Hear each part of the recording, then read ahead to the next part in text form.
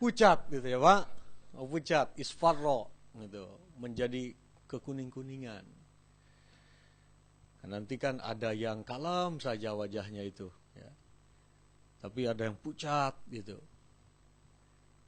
ada yang sibuk ke sana kemari gitu. Nah ini termasuk yang pucat gitu. Karena dia percaya diri, banyak amal solehnya, tetapi ternyata ibadah sosialnya kurang mencukupi. Nah temannya ini tidak mau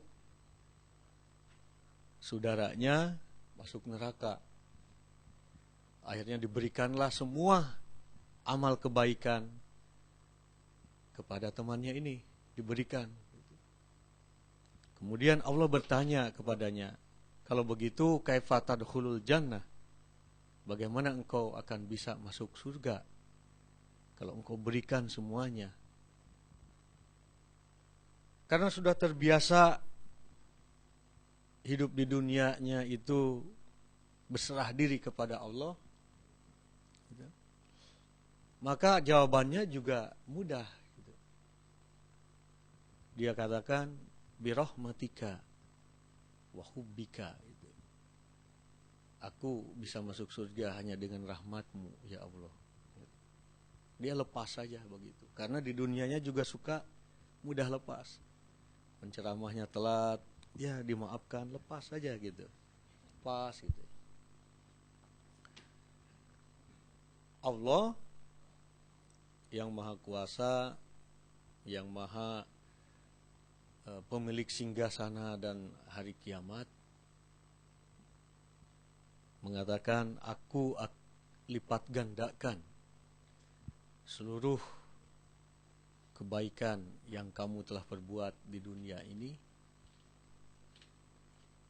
berlipat ganda karena kedermawananmu gitu.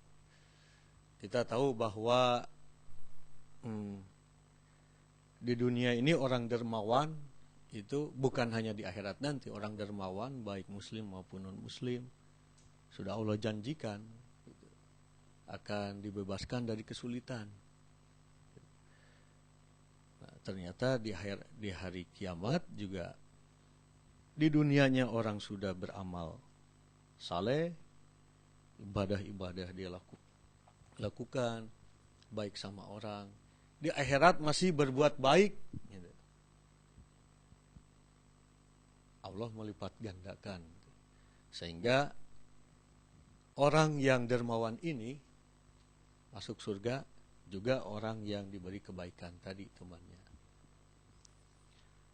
Nah, dari riwayat ini bisa diambil sebuah jawaban bahwa ya, makhluk gitu, selama makhluk itu dalam ketaatan dan ketakwaan kepada Allah, maka makhluk itu juga diberi hak oleh Allah untuk memberikan syafaat kepada temannya.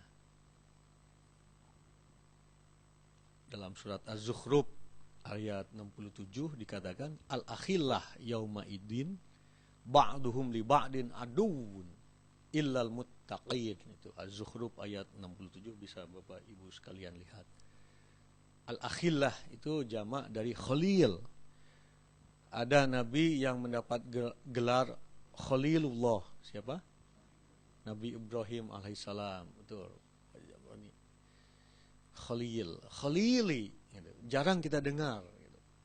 Tapi kalau gitu, saudara, ya sohib, itu sudah sering kita dengar. Tapi Khalil itu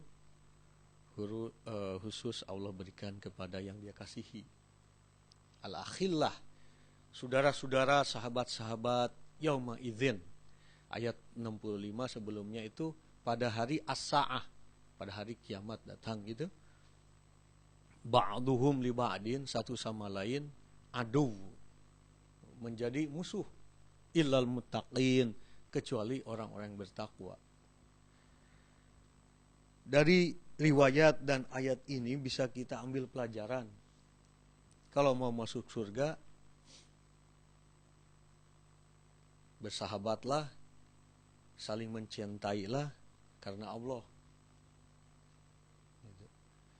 antara tetangga, antara suami istri, cintai, benci karena Allah. Lepaskan rasa dendam, ya, rasa dengki, iri, seringkali melakukan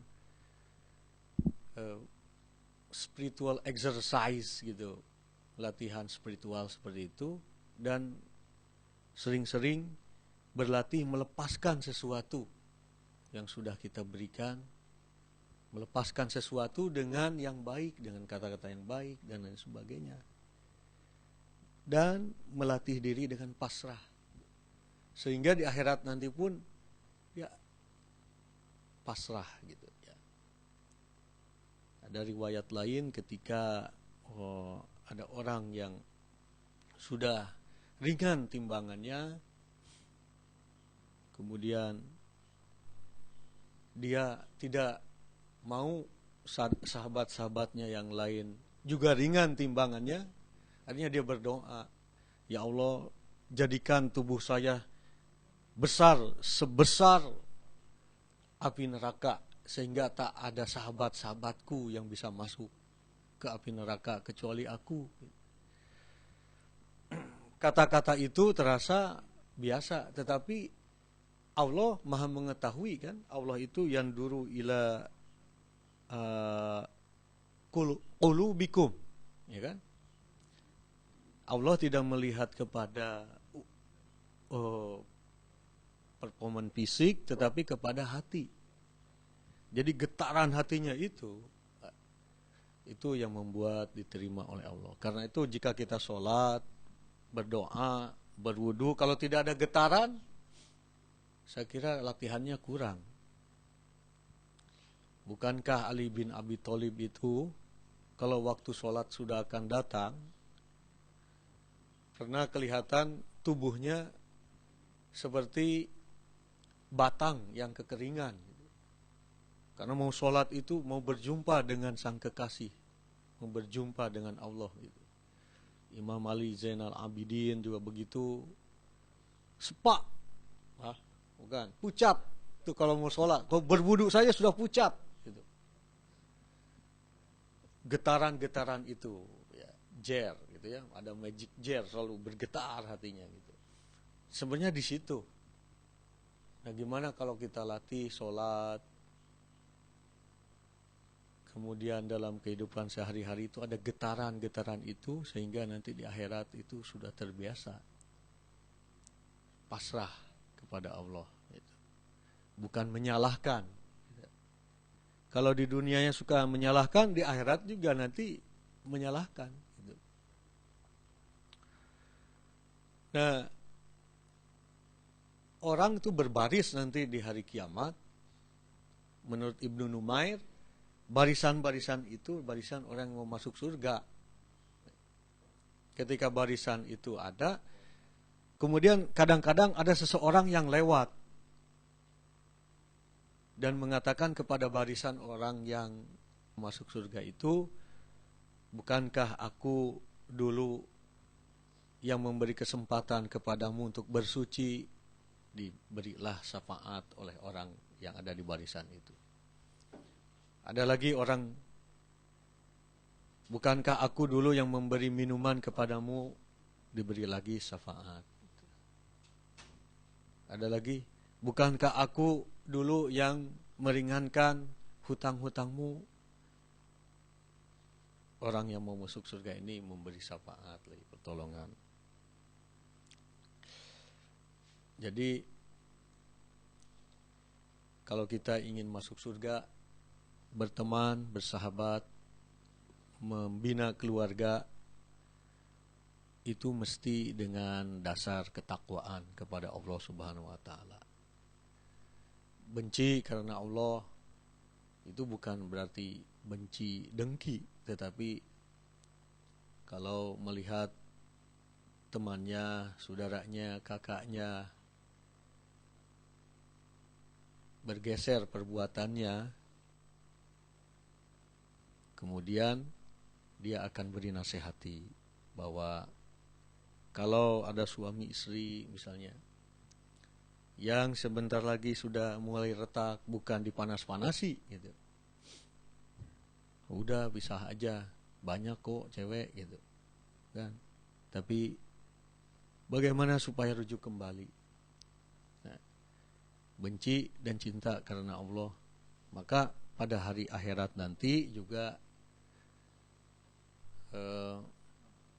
mampu memberikan pertolongan kepada temannya gitu.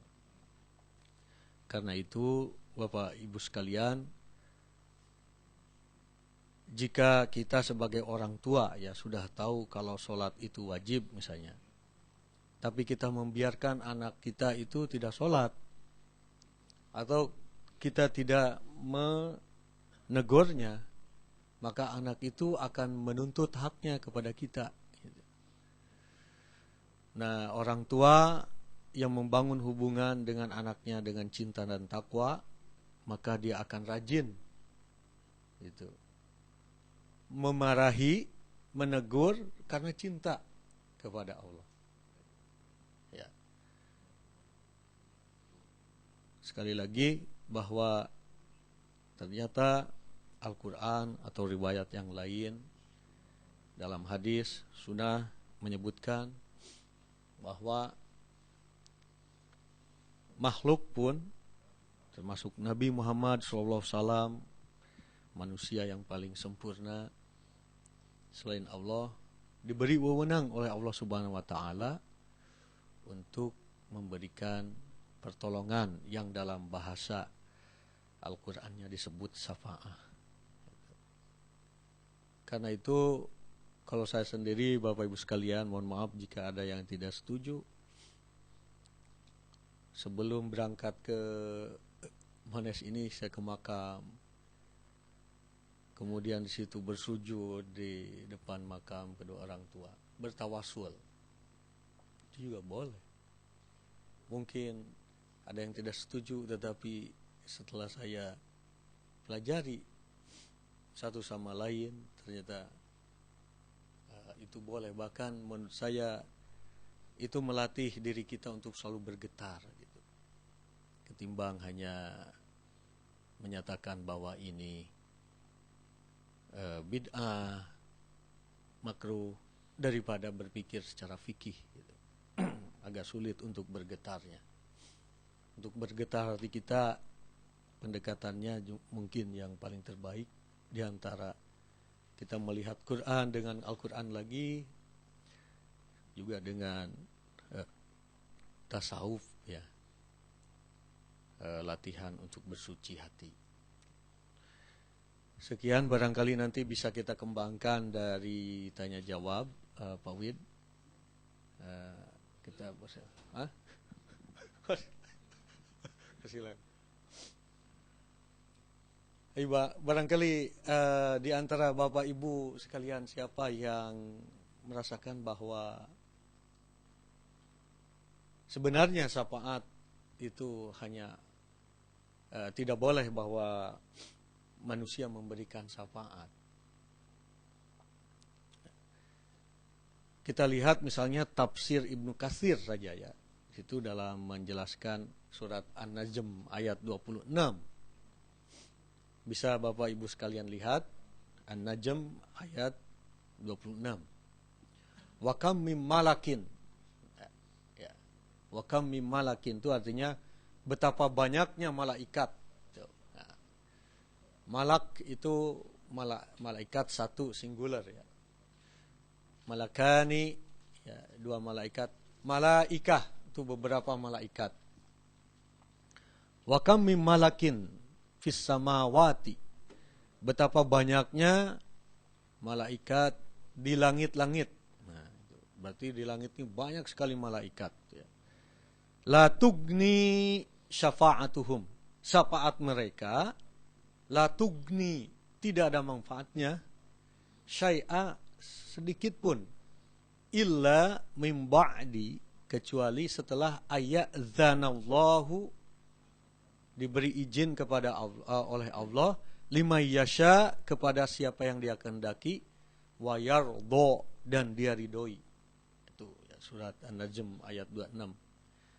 Di malaikat itu memberi syafaat. Tapi tidak ada gunanya kalau belum izin Allah. Dan Allah memberikan syafaat itu kepada siapa saja yang dia cintai dan dia ridhoi. Nabi memberi syafaat atas ridho kepada seorang, karena seorang itu juga diridhoi oleh Allah.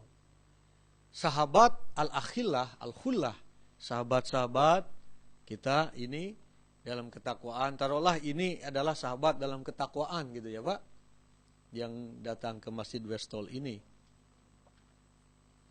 Bisa saling memberi syafaat, tapi atas izin Allah. Kalau Allah meridhoi kita. Gitu. Persoalannya sekarang, apa yang harus kita lakukan supaya Allah cinta dan ridho kepada kita, itu berarti. Nah, kita pelajari, oleh karena itulah kita pelajari Al-Quran dan As-Sunnah. Nah, dalam tafsir Ibnu Katsir jilid 1 halaman 309 bisa dicek bahwa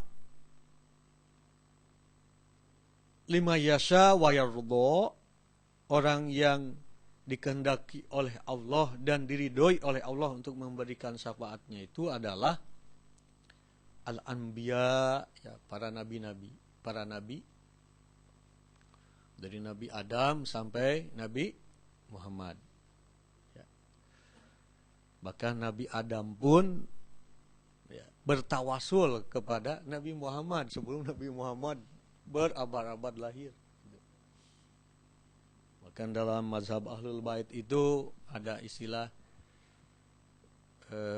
cahaya Muhammad, tapi itu juga sudah terkenal di kalangan di kita ya, nurun fauqa nurin gitu ya, digambarkan bahwa Nabi itu cahaya di atas cahaya. Itu sebenarnya diambil dalam Al-Quran juga. Dalam Al-Quran ada istilah miskah, kamiskatin. Bagaimana az-zujajah ya, waz-zujajatu ka'annaha kaukabun durriyuy. Berikutnya Bapak-bapak sekalian, ya miskah itu ada dalam Miskat ya.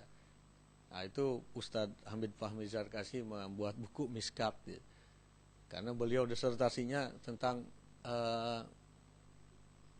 Imam Al-Ghazali menulis kitab Miskatul Anwar. Miskat itu dalam hati kita itu ada cahaya itu ya. Dan jadi seperti lilin ini ya, terus ada lilin bercahaya, lilin itu disimpan di atas mangkok gitu kan. Nah, miskat itu mangkoknya itu, sehingga masjid pun di kita banyak yang mangkoknya itu balikin gitu ya. Itu sebenarnya desain itu muncul dari ayat itu gitu. Bahkan di kalangan orang Kristen sendiri kan, kubah itu. Nah, karena itu teman saya pas masuk masjidnya ada kubah, dia bilang saya nggak mau sholat di sini, karena ini seperti Kristen katanya, kubah gitu. Padahal dalam surat itu miskat itu seperti itu dibalikkan. Ya. Nah, hati itu begitu suci gitu, tapi lembut gitu ya. Karena lembutnya seringkali diinjak oleh kita, oleh nafsu kita gitu. Nah, nafsu itu ada 3, ada nafsu bahimiyah, nafsu binatang. Orang yang punya nafsu bahimiyah itu hidupnya hanya mengejar kepuasan sensual dan fisik. Kalau makan 1 piring, 2 piring tidak cukup gitu ya. Kemudian ada lagi an-nafsu as-sab'iyah. Terus sab'a itu artinya binatang buas gitu. Rakus sekali itu. Jadi kejahatan aja yang dikejar gitu. ada nafsu lagi, nafsu asyaitoniyah. Nah itu paling tinggi ya, hawa nafsunya. Jadi membenarkan dosa-dosa yang dia lakukan. Tidak apa-apa, korupsi.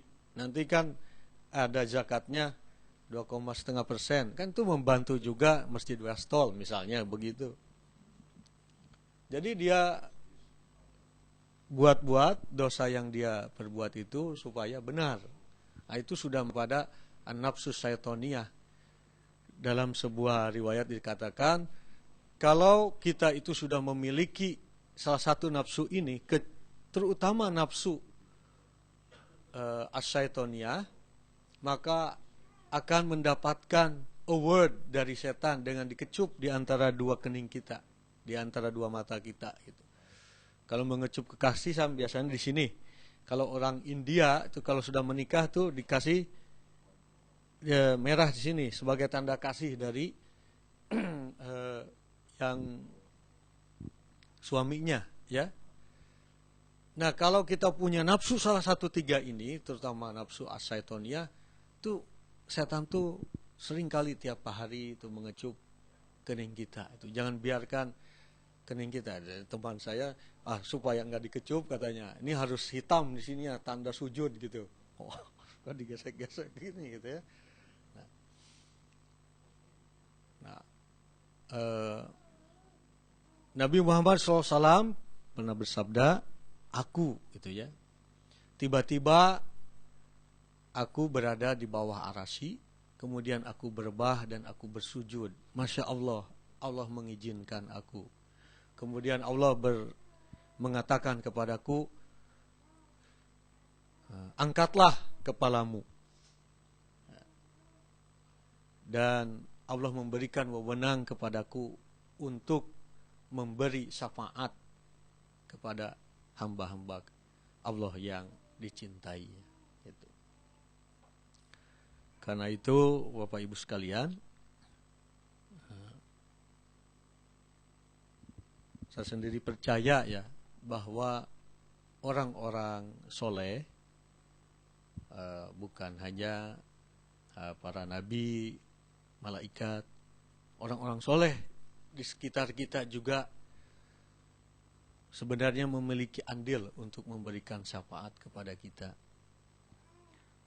Di kampung dulu, kalau ada orang yang hafal Quran, pernah ada orang hafal Quran dari Jogja gitu. Kemudian dia membaca Quran, menghafal dari mulai subuh jam 4.30 waktu itu sampai maghrib ya, jam 6.30 habis itu baca Quran.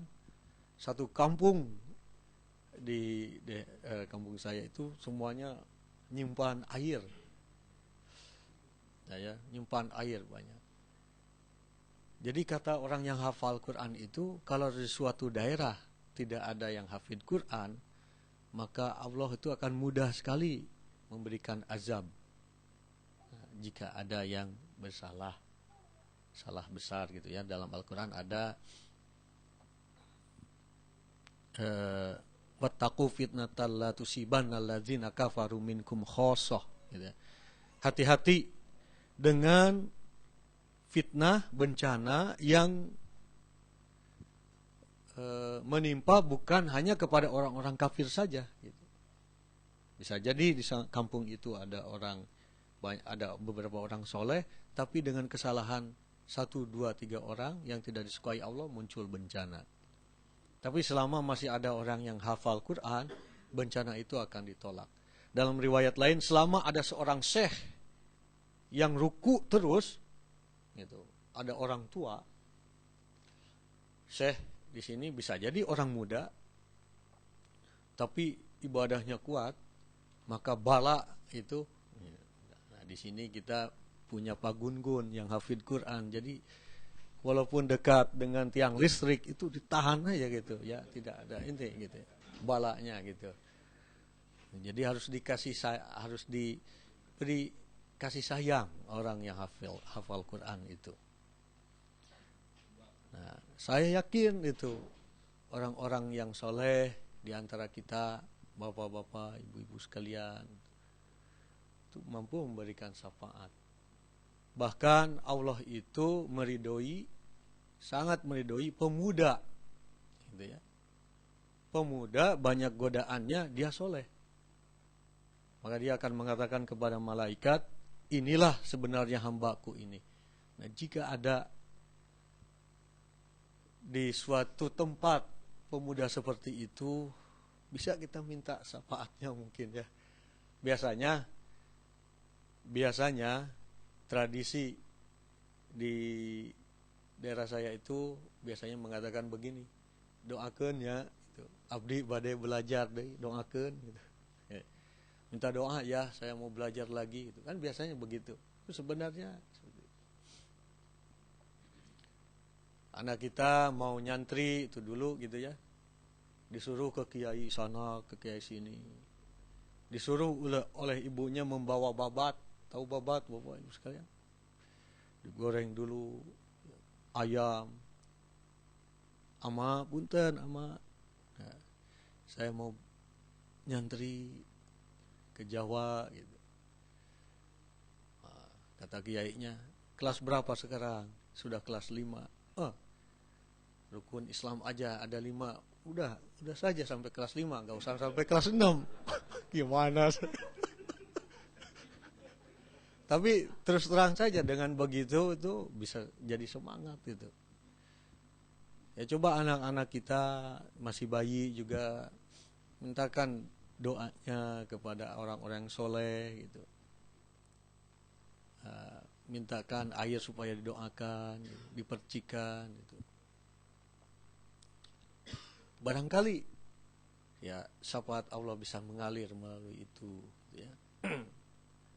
Bukankah Nabi ya ketika Bilal Al-Haris membawa air untuk wudu Nabi, bekas wudunya itu diperebutkan oleh para sahabat. Ya, itu tabaruk ya, taking blessing. Bukankah Sayyidina Ali ketika ditanya, kenapa engkau ini tahu kapan, bagaimana ayat-ayat Al-Quran itu turun dan hafal Al-Quran ya, dari Al-Fatihah sampai Al-Ikhlas begitu cemerlang gitu, lancar. Apa yang membuatmu ketika Nabi Muhammad aku wudukan dan air wudu itu berkumpul di kelopak matanya, karena Nabi itu ganteng. Kalau orang ganteng kelopak matanya itu kelihatan agak ke dalam gitu. Aku hirup itu sisa airnya yang ada di kelopak matanya, dan dari situ hafalanku tidak pernah hilang. Nah itu ya Pak. Tapi saya ketika mau ke sini itu ada yang ngasih ini apa selembaran begini gitu, isinya ini bawa ya, nanti jinnya akan ikut kalau ada apa-apa. Saya nggak tahu. Bisa sih saya ambil gitu, tapi nggak tahu orang ini siapa gitu. Akhirnya saya tinggalkan karena ternyata itu katanya dukun. Nah itu nggak jadi gitu. Tapi kalau dari orang soleh sih saya bawa gitu. Ini cerita nyata saja. Ketika belajar di Belanda, di Leiden, 7 teman saya berangkat termasuk saya gitu. Saya nggak percaya dengan gitu-gituan gitu ya. Dari ke-7 orang ini yang sakit parah pada semester terakhir saya gitu. Pas diingat-ingat gitu. 6 teman saya ini ternyata punya cerita khas. Yang satu dikasih oleh saudaranya yang sangat soleh itu sabuk. Yang satu lagi dikasih kain. Apakah ini gitu ya? Sakit Pak sampai 5 bulan, coba bayangkan aja gitu. Tapi alhamdulillah bisa selesai juga gitu ya. Perpanjang beasiswanya. Mudah-mudahan sekarang juga ada perpanjangan Pak Suhaidi ya, doakan gitu. Saya doa ya selesai tepat waktu, doa para jamaah Wesel ini kan diijabah oleh Allah Subhanahu wa taala. Ya. Jadi sekali lagi ya, tetapi tidak bukan berarti orang yang berpendapat bahwa syafaat hanya dari Allah bukan dari Nabi dan makhluk, itu saya tidak membantah, bukan. Tapi untuk latihan, ya, melatih hati kita supaya lembut, gitu. Mungkin dengan keyakinan seperti ini bisa terlatih itu, daripada hanya melihat sesuatu itu maksimalis itu antara hitam dan putih. Ternyata di tengah-tengah itu masih kaya dengan peradaban Islam, dan diantaranya tentang syafaat, tabaruk, tawasul, gitu ya. Begitu Pak Wid, ya. Saya kira saya persilakan kepada Pak Wid, Pak Gun-Gun untuk melanjutkan. Wabillahi taufik wal hidayah wa ridha wal inayah. Wassalamualaikum warahmatullahi wabarakatuh.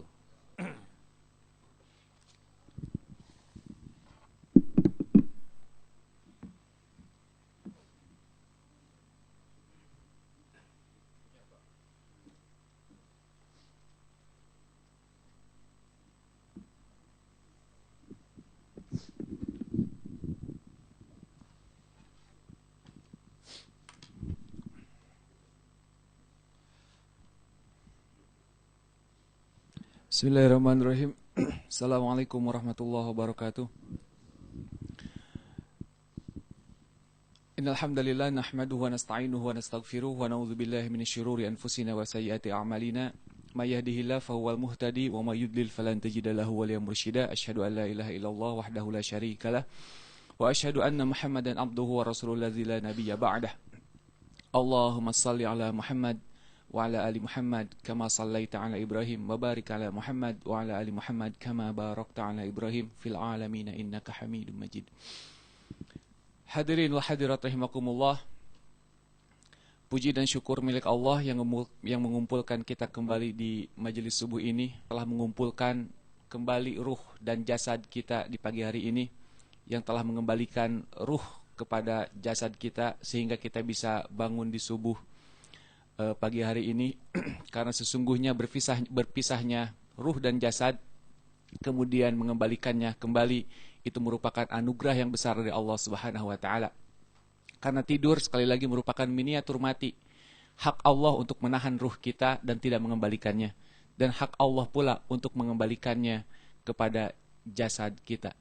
Jadi kita patut bersyukur, alhamdulillahilladzi ahyana ba'dama amatana wa ilaihin nusyur. Segala puji bagi Allah yang telah menghidupkan kita kembali ba'da kematian kita, setelah kematian kita. Dan sesungguhnya ini merupakan kesempatan buat kita untuk senantiasa beramal, kesempatan buat kita untuk senantiasa beramal soleh, berbuat baik, mengoptimalkan waktu yang tersisa. Karena sesungguhnya bertambahnya hari, bertambahnya waktu, itu sebuah peringatan bahwa berkurangnya jatah hidup kita di alam dunia, jatah berkurangnya kesempatan kita untuk berbuat amal baik. Maka maksimalkanlah setiap hari demi hari dengan amal soleh, dengan kebaikan. Di dalam Quran surat Fussilat, Allah Subhanahu wa taala berfirman, a'udzubillahi minasyaitonir rajim. Wa idza an'amna 'alal insan a'rada wa na'a bijanibihi wa idza massahu syarru. Maaf Pak, bukan ayat ini. Sudah semangat.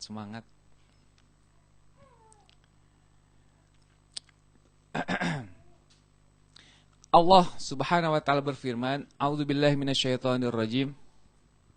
Wala in azaqnahu rahmatan minna min ba'di dharra massathu la yaqulanna hadza li wa ma adunnu as-sa'ata qa'imatan wa la irji'tu ila rabbi inna li indahu lal husna falanunabbi anna alladhina kafaru bima 'amilu wa lanuziqannahum min 'adzabin ghalidh. Wa idza an'amna 'alal insani a'rada wa na'a bijanibihi wa idza massahu syarru fazu du'ain 'arid. Shadaqallahul azim. Hadirin wal hadirat rahimakumullah, puji dan syukur milik Allah yang memberikan banyak kenikmatan kepada kita semua. Akan tetapi kita sebagai manusia kadang lupa untuk bersyukur akan nikmat-nikmat tersebut. Allah Subhanahu wa taala banyak mengingatkan kita bagaimana manusia itu jarang sekali bersyukur. Allah banyak mengingatkan kita bahwa manusia itu seringkali lupa akan nikmat-nikmat yang telah Allah berikan kepada kita. Bahkan ketika Allah telah menyelamatkan kita dari berbagai macam bencana, ketika Allah telah menyelamatkan kita dari berbagai macam ujian, dengan pongahnya kita mengatakan, ini merupakan usaha hasil karyaku sendiri, ini merupakan usaha dari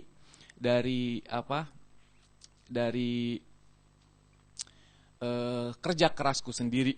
Makanya di dalam Quran surat Fussilat ayat 50 Allah mengatakan, a'udzubillahi minasyaitonirrajim, wala in adzaqnahu rahmatan minna min ba'di dharra massathu la yaqulanna hadzali. Tidak sedikit orang-orang yang mengatakan ketika Allah melimpahkan suatu rahmat, wala in adzaqna rahmatan, dan jika kami melimpahkan kepadanya suatu rahmat, ba'da dharra umassathu, setelah Allah menimpakan kepada mereka musibah, setelah Allah menimpakan kepada mereka kesusahan, kesulitan, la yaqulanna hadzali, mereka mengatakan hadzali, sesungguhnya kebebasan dari musibah ini merupakan hasil kerja kerasku. Banyak manusia yang mengungkapkan hal-hal seperti itu.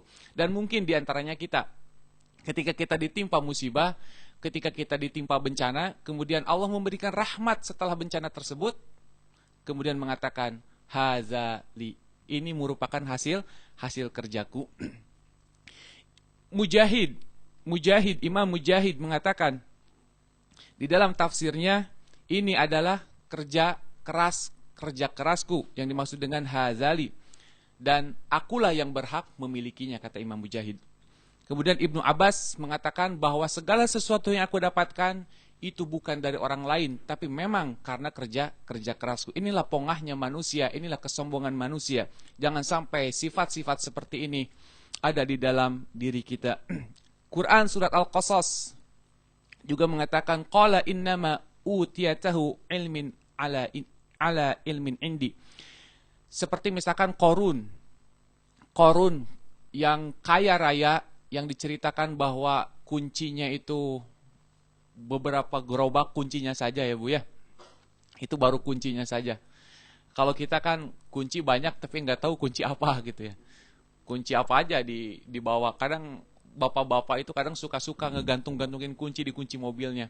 Sampai lubang kunci itu rusak karena terlalu berat ininya, apanya? Gantungan kuncinya. Ngegantung gitu kunci. Tapi kalau Qarun jelas kuncinya. Saking banyak perbendaharaan hartanya.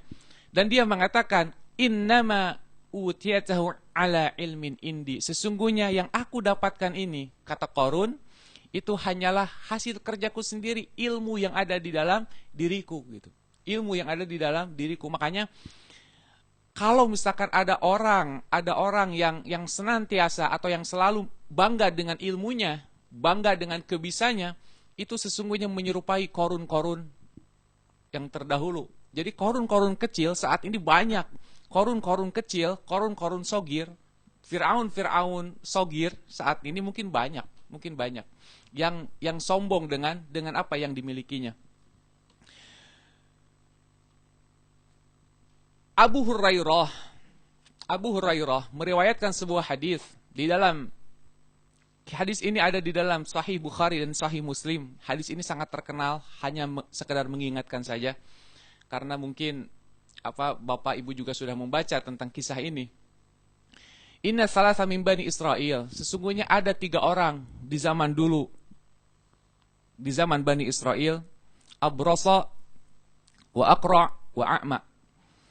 yakni 3 orang ini memiliki kekurangan. Yang pertama, Abros. Abros itu penyakit kusta. Jadi orang ini memiliki penyakit kusta. Wa Aqra. Aqra itu orang ini memiliki penyakit botak. Wa A'ma. dan orang ini memiliki penyakit buta. Fa'aradallahu ayyabtaliyahum. Dan Allah menginginkan untuk menguji mereka. Jadi ketiga orang ini Allah jadikan contoh pelajaran buat kita. Allah uji mereka dengan berbagai macam ujian. Faba'atha ilaihim malaka. Kemudian Allah utus malaikat kepada mereka. Fa'atal abras. Cerita yang pertama, malaikat ini mendatangi orang yang kusta, orang yang kusta. Kemudian malaikat menyerupai manusia ya. Karena kalau menyerupai malaikat, mungkin sebagian ada yang lari takut dengan malaikat ya. Sebagian ada yang senang, sebagian ada yang minta tanda tangan gitu ya. Sama seperti zaman dulu ketika malaikat datang ke halakohnya Nabi dan para sahabat, tiba-tiba aja datang. Saya dulu pernah cerita kan. Para sahabat tidak tahu siapa orang ini. Kalau memang orang ini datang dari jauh, kok pakaiannya tidak lusuh. Tapi kalau datang dari dekat, kok tidak ada yang mengenalnya, ya kan? Yang mengajarkan kepada para sahabat tentang Islam, tentang iman dan tentang ihsan. Baru mereka itu tahu, baru mereka itu sadar setelah malaikat itu pergi, gitu. Siapa dia wahai Rasulullah? Kok aneh gitu kan? Dia bertanya tapi dia yang membenarkan. Dia bertanya ini, kok dia yang mengiyakan gitu kan? Siapa sesungguhnya dia? Kata Nabi, dia itu malaikat Jibril. Para sahabat, hah, malaikat Jibril? Waduh, saya telat minta tanda tangan katanya gitu kan. Itu mah nggak ada hadisnya ya, Ustaz Usef ya. Nggak ada itu mah, nggak ada minta tanda tangan. Cuman kalau manusia tahu ada malaikat gitu kan, ya mungkin minta tanda tangan melebihi minta tanda tangannya Justin Bieber ya. Gitu. Jadi malaikat ini minta foto-foto ya. Foto bersama. Malaikat ini mendatangi orang yang kusta. Kata malaikat, ayu syai'in ahabba ilaik, adakah sesuatu yang engkau cintai, adakah sesuatu yang engkau inginkan? Kemudian dia menjawab, launun hasanun. Dia menjawab, dia meminta kulit yang bagus, kulit yang mulus, kulit yang tidak ada penyakitnya, kulit yang terbebas dari kusta. Ya kan? Ada bisul satu saja, kan kita sudah ini. Sudah apa? Sudah gelisah. Teman saya ada di dapur sedang bisul tuh. Karena kebanyakan makan telur katanya. Itu kan gelisah, apalagi kalau pas bisulnya itu di dengkul. Makanya dulu di pesantren saya diajari, man basola fiturin fahuwa hufir katanya gitu. Dulu ajarannya gitu. Man basola fiturin fahuwa hufir katanya gitu. Bukan hufir ya, hupir. Barang siapa yang bisul di natuur, maka orang itu ripuh katanya gitu. Hupir itu ripuh Kang Usep ya. Hupir dibalikin ripuh gitu ya. Itu berpenyakit. Kemudian kata orang buta ini, saya menginginkan kulit yang bagus. Saya menginginkan kulit yang bagus. Dan saya menginginkan penyakit yang membuat orang jijik itu pergi dari kulitku, dari jasadku. Qala, malaikat mengatakan famasahahu fadhahaba anhu. Kemudian malaikat itu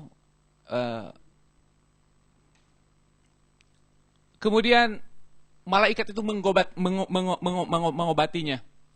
Kemudian menjadikan kulitnya bagus, menjadikan rupanya menawan. Kemudian malaikat bertanya lagi, fa'ayul mal ahabba ilaik, adakah harta yang engkau inginkan? Qala al-ibil au al-baqar. Si orang kusta ini mengatakan, saya menginginkan sapi atau menginginkan unta katanya, ibil, unta. Fa'uti naqatan asyra. Kemudian malaikat ini memberikan unta atau sapi tersebut yang sedang bunting. Faqala barakallahu lak fiha. Semoga Allah memberkahi engkau dengan adanya unta atau sapi ini. Itu kisah yang pertama. Kemudian malaikat mendatangi orang yang botak, menanyakan hal yang serupa, adakah sesuatu yang engkau inginkan katanya kepada yang botak ini. Kemudian kata orang yang botak ini, dia menjawab, saya menginginkan rambut yang bagus, rambut yang gomplok, rambut yang apa namanya? Kayak Pak Usep lah gitu. Berombak, rambut yang berombak, ikal-ikal dikit gitu ya. Rambut yang berombak, saya menginginkan rambut yang bagus katanya gitu. Kemudian saya menginginkan penyakit botak ini tidak kembali lagi kepada saya. Kalau sekarang kan gampang ya mengobati hal seperti itu. Kalau dulu memang sesuatu yang sangat susah. Kemudian malaikat itu memberikan rambut yang bagus, seketika memberikan wajah yang rupawan. Kemudian ditanya lagi, adakah harta yang engkau inginkan? Dia mengatakan, saya menginginkan sapi ataupun unta. Kemudian diberikannya sapi atau unta yang sedang bunting. Jadi di zaman Arab dahulu, kalau misalkan disebut harta yang baik, itu adalah ternak yang sedang bunting. Gitu. Ternak yang sedang bunting. Ada istilahnya, ternak apa? Unta bunting itu istilahnya apa? Apa tuh? Ada dalam bahasa Arab itu unta bunting. Ada istilahnya. Jadi dalam bahasa Arab, istilah unta itu kan banyak.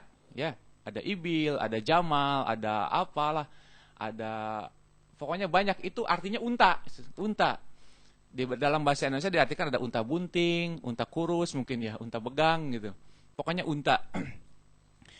Kemudian diberikanlah unta tersebut, kata malaikat, barakallahu lak. Semoga Allah memberkahi engkau dan apa yang kau miliki saat ini, yakni rupa yang bagus, rambut yang bagus, dan harta yang kau miliki, yakni unta tersebut. Fa'atal a'ma, kemudian malaikat ini mendatangi orang yang buta. Dikatakan kepada dia, ayu syai'in ahba ilaik, apakah engkau menginginkan sesuatu? Qala, kemudian dia mengatakan, saya menginginkan Allah menghilangkan penyakit buta ini, sehingga saya tidak dibodohi lagi oleh orang lain. Kemudian Allah mengembalikan pandangannya, Allah mengembalikan penglihatannya. Dan ditanya lagi oleh malaikat, apakah ada sesuatu yang kau inginkan? Dia hanya meminta seekor kambing. Gitu. Di dalam kisah ini kita bisa mengambil pelajaran, walaupun di akhirnya kan kita sudah mengetahui siapakah yang taat, siapakah yang bersyukur, siapakah yang ingkar akan nikmat-nikmat Allah.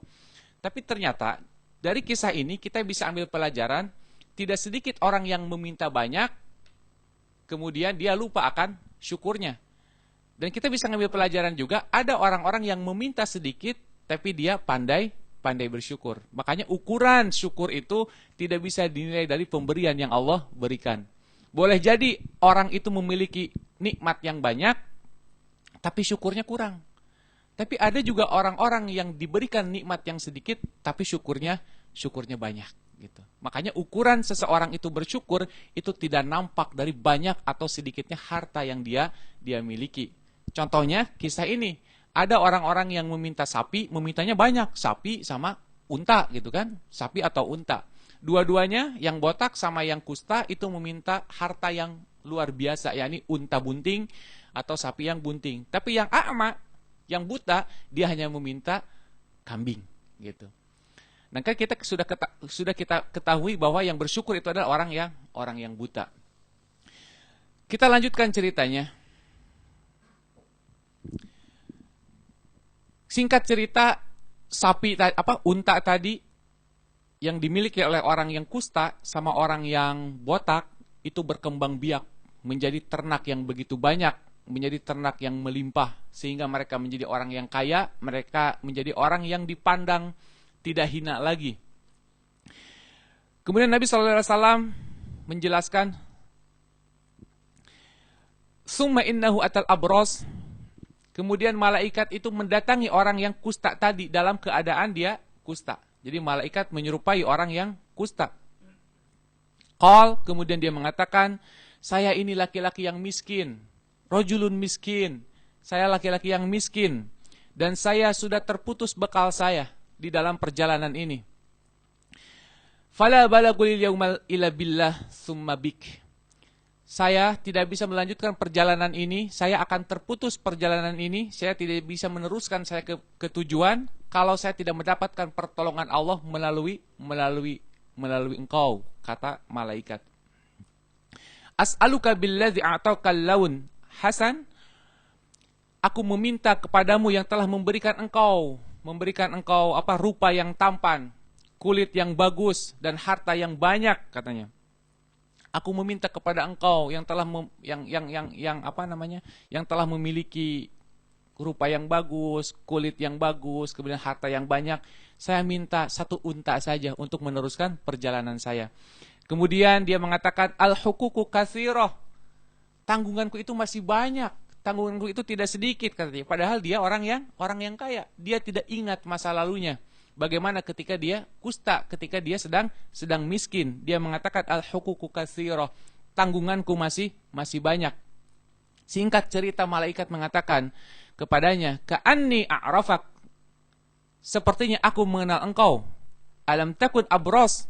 Bukankah dulu engkau itu berpenyakit kusta, katanya. Dulu engkau itu dijauhi oleh manusia. Dulu engkau itu fakir. Dulu engkau itu miskin. Fa'ataqallahul mal. Akan tetapi Allah memberikan engkau harta yang banyak. Kemudian si orang yang kusta ini mengelak. Dia tidak mengakui apa yang dikatakan oleh malaikat tadi. Faqal, kemudian dia mengatakan, innama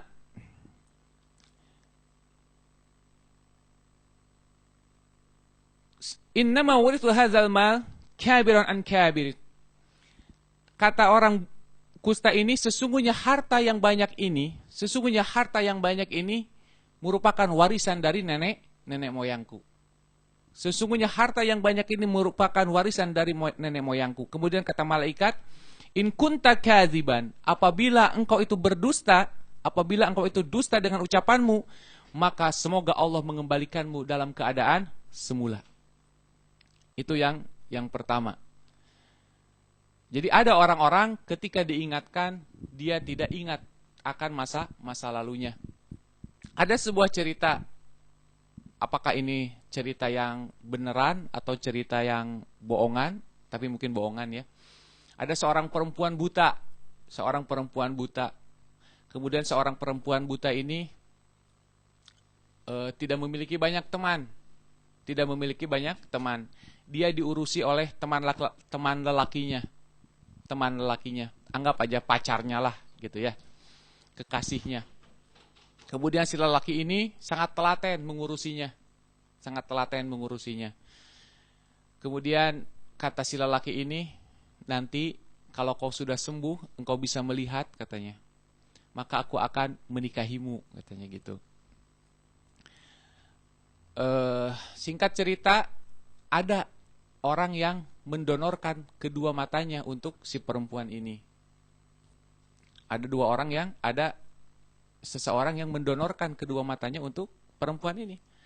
Setelah itu, si perempuan ini, singkat cerita, sudah bisa melihat.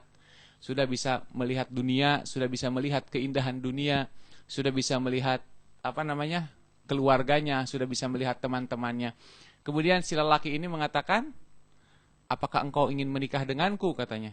Ternyata pas begitu dilihat, lelaki ini juga buta. Ya kan? Ternyata begitu dilihat, lelaki ini juga buta. Ternyata si perempuan ini tidak mau menikahi lelaki yang buta ini. Kemudian si lelaki ini pergi meninggalkan secari kertas.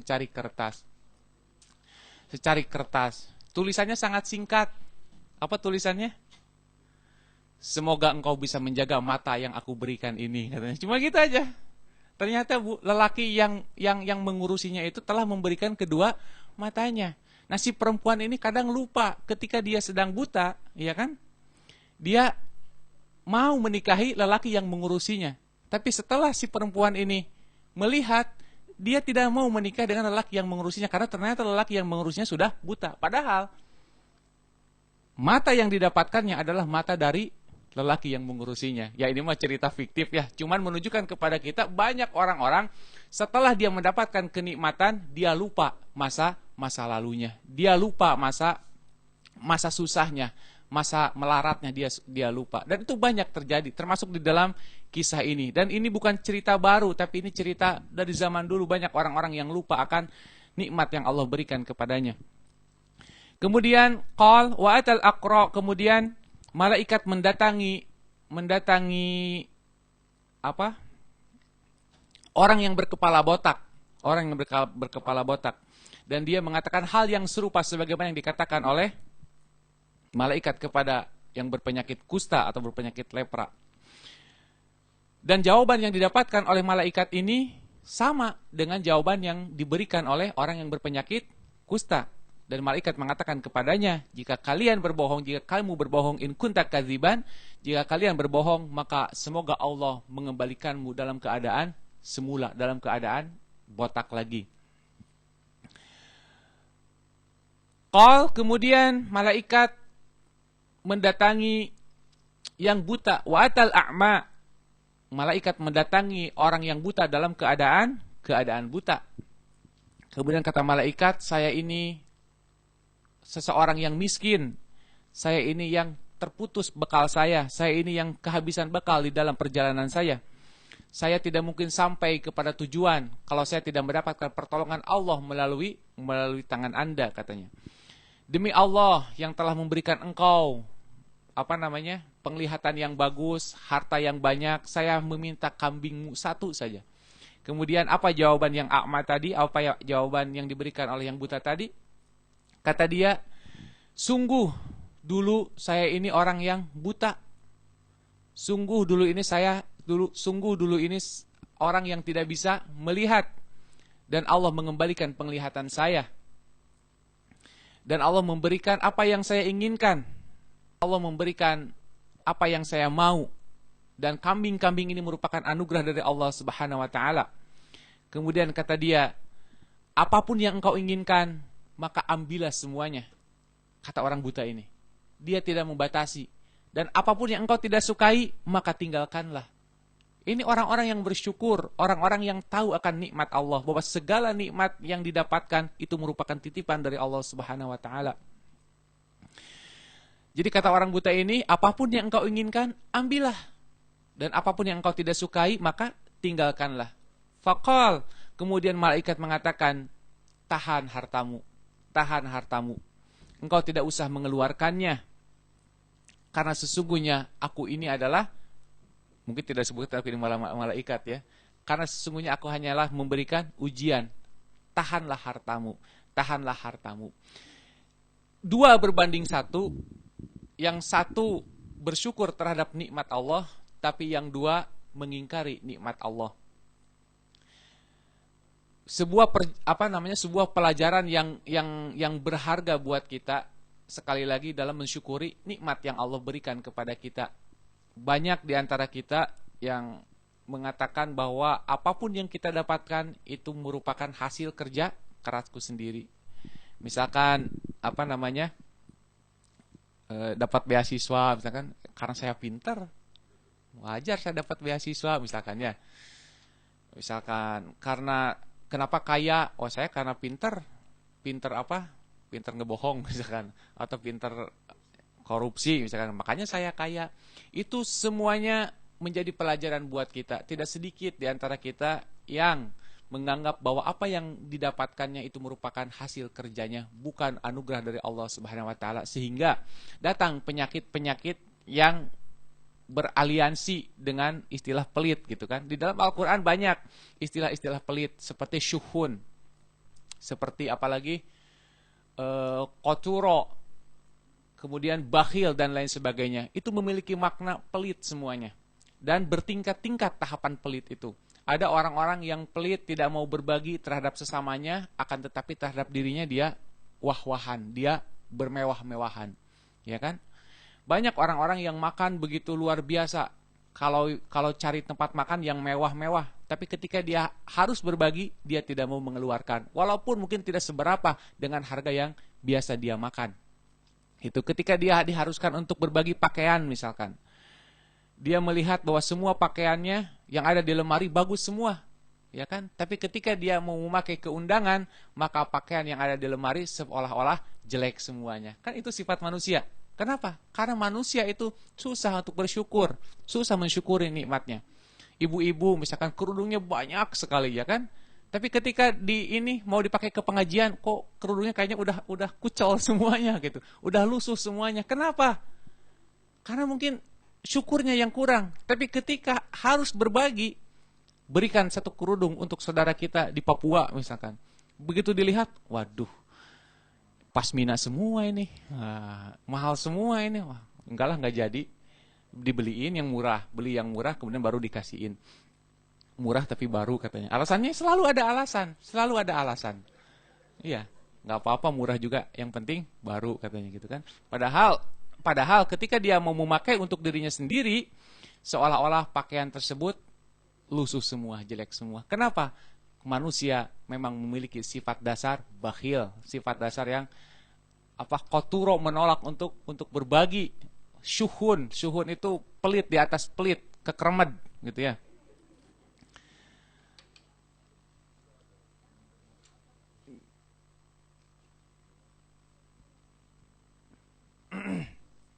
Hadirin wa hadirat rahimakumullah, hanya sedikit kisah saja yang bisa saya sampaikan karena pagi ini saya berasumsi kalau Pak Parto mau datang ke sini. Jadi tadi malam nyantai-nyantai saja. Nah, tidak boleh ya Bu ya berasumsi itu ya. Sekali lagi jangan berasumsi, karena berasumsi itu membawa petaka. Kemarin saya nabrak karena berasumsi orang mau belok ke kiri, akhirnya saya nabrak gitu kan. Nah, sekarang juga sama. Saya berasumsi, akhirnya nggak punya materi. Demikian mungkin yang bisa saya sampaikan. Mudah-mudahan cerita tadi memberikan pelajaran buat kita menjadi orang-orang yang senantiasa bersyukur atas nikmat yang Allah berikan kepada kita. Menjadikan orang-orang yang senantiasa berterima kasih terhadap jalan yang Allah berikan kepada kita, yakni kepada sesama kita untuk senantiasa berterima kasih, mengucapkan syukur atas nikmat-nikmat, atas bantuan-bantuan yang telah diberikan oleh saudara-saudara kita. Aqulu qouli hadza wa astaghfirullah li wa lakum walhamdulillahirabbil alamin. Assalamualaikum warahmatullahi wabarakatuh.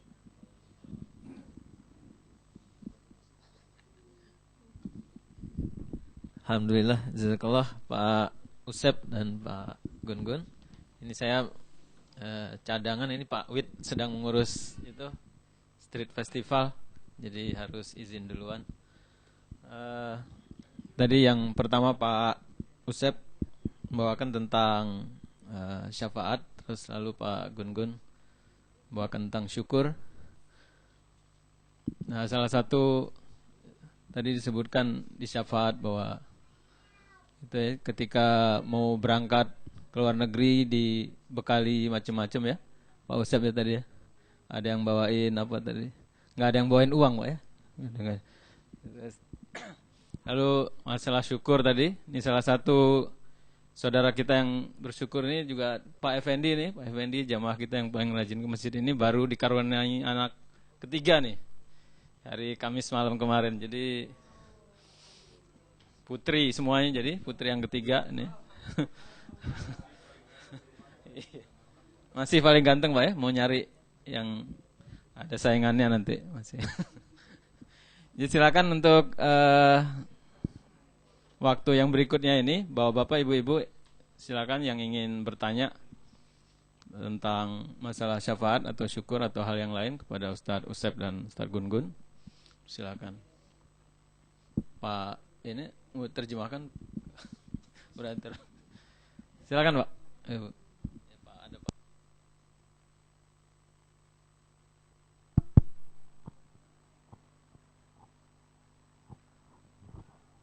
Assalamualaikum warahmatullahi wabarakatuh. Menarik sekali apa yang disampaikan oleh Ustadz Usep tentang syafaat. Tadi Ustadz juga menerangkan secara panjang lebar bagaimana syafaat itu juga dan keselamatan akan berlaku di dunia ya, ketika ada sekelompok orang alim ya dengan akhlak yang bagus, ini akan menyebarkan energi positif ya ke dalam lingkungannya itu ya. Saya pernah mendengar dua pendapat Ustadz. Yang pertama, kelakuan sebuah masyarakat ya, perilaku sebuah masyarakat ketika perilakunya buruk kemudian akan mendapatkan laknat dari Allah itu ya. Pendapat yang kedua, sebetulnya itu bukan laknat Allah, tapi memang karena hukum sebab akibat yang bersifat sangat rasional ya. Jadi ayat yang berbunyi man amila sholihan min dzakarin aw unsa huwa mu'minun falanuhyanahu hayatan thayyibah. Kehidupan yang thayyibah, yang berkualitas, yang baik itu akan diberikan kepada orang-orang yang berbuat kebaikan gitu ya. Jadi pendapat yang kedua itu menitik beratkan kepada kelakuan dari umat itu sendirilah yang akan kembali ya, kepada dirinya sendiri. Jadi contoh kita bisa melihat misalnya negara kita ya. Kalau kita lihat berita TV itu kok kayak ngelus dada ya. Barusan di Makassar ada tawuran mahasiswa. Ya, kemudian 2 meninggal ditiru oleh adik-adiknya di Jakarta ya, tawuran SMA. 2 juga meninggal ya. Kemudian pada sektor ekonomi korupsi masih menjadi penyakit sosial yang sangat akut ya. Nah, ini menyebabkan energi negatif ya. Pendapat kedua mengatakan energi negatif yang menyebar inilah yang kemudian menimbulkan petaka ya di dalam tubuh bangsa kita. Tapi sebuah masyarakat yang dipenuhi oleh kebaikan-kebaikan, kedermawan ya. Di Australia misalnya orang nganggur aja dibayar. Ini kan kedermawan. Ya kan? Kemudian orang cacat aja diberi tempat. Ada jalannya masuk ke ruang-ruang publik oleh pemerintah. Pohon aja nggak boleh ditebang. Ini kan sebetulnya kebaikan-kebaikan yang memberikan energi positif, sehingga layaklah kalau masyarakat itu kemudian muncul sebagai masyarakat yang lebih baik kehidupannya begitu ya. Jadi mana pendapat yang benar menurut Ustadz? Apakah ini karena langsung dari Allah atau memang karena ini adalah proses sebab akibat yang sangat rasional yang dilakukan oleh masyarakat? Terima kasih. Wassalamualaikum warahmatullahi wabarakatuh.